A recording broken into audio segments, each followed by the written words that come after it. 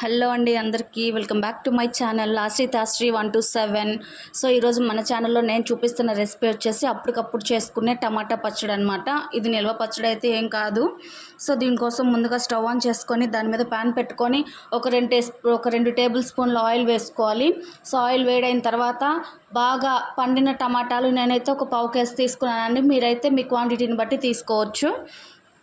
So నేనైతే పావు KG తీసుకున్నాను అనమాట. అలా మొక్కలుగా కట్ చేసుకొని హీట్ అయిన ఆయిల్లో వేయాలి. వేసిన తర్వాత ఒక చిన్న నిమ్మకాయ సైజ్ అంతా చింతపండు వేయాలన్నమాట. చింతపండు వేసిన తర్వాత బాగా ప్రెస్ చేస్తూ తిప్పుకోవాలి. వీడియోలో చూపిస్తున్నట్టు చూస్తున్నారు కదా. సో అలా ప్రెస్ చేస్తూ తిప్పుకోవాలన్నమాట.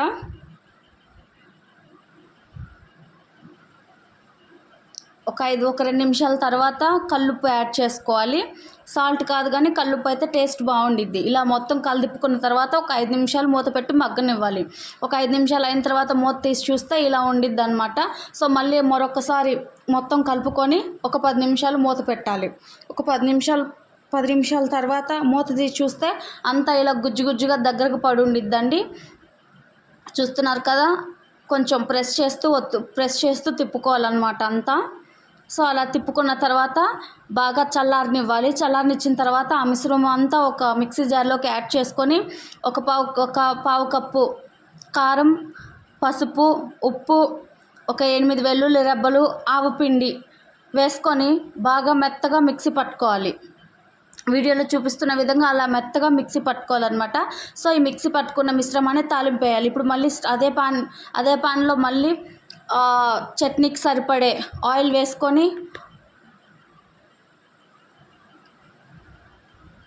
ఆయిల్ కొంచెం హీట్ అయిందో లేదో చూసిన తర్వాత తాలింపు గింజలు యాడ్ చేసుకోవాలి. నేనైతే ఈ చట్నీలో కొంచెం ఎక్కువగానే యాడ్ చేసుకుంటానండి. సో నాకు అదే ఇష్టం. నేను ఎప్పుడు తాలింపు గింజలు ఎక్కువగానే వేసుకుంటాను. చట్నీలోకి టేస్ట్ కూడా బాగుండిద్ది తినేటప్పుడు. ఆ తర్వాత ఒక 8 వెల్లుల్లి రెబ్బలు, ఒక 5 ఎండుమిర్చి వేసుకొని బాగా వేగనివ్వాలి. ఒక 2 రెమ్మల కరివేపాకు అలా వేగనిచ్చిన ఆ తాలింపులోకి మనం ఇందాక పేస్ట్ చేసి పెట్టుకున్న టమాటా పేస్ట్ని యాడ్ చేయాలన్నమాట. యాడ్ చేసిన తర్వాత బాగా కలిదిప్పుకోవాలి. పచ్చడంతా కలిసిపోవాలి నూనెలో.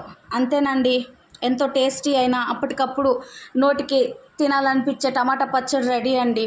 ఇది చపాతీలోకి వేడి అన్నంలోకి సర్వ్ చేసుకుంటే చాలా బాగుండిద్ది. నా ఈ రెసిపీ మీకు నచ్చినట్లయితే please subscribe to my channel. Thank you.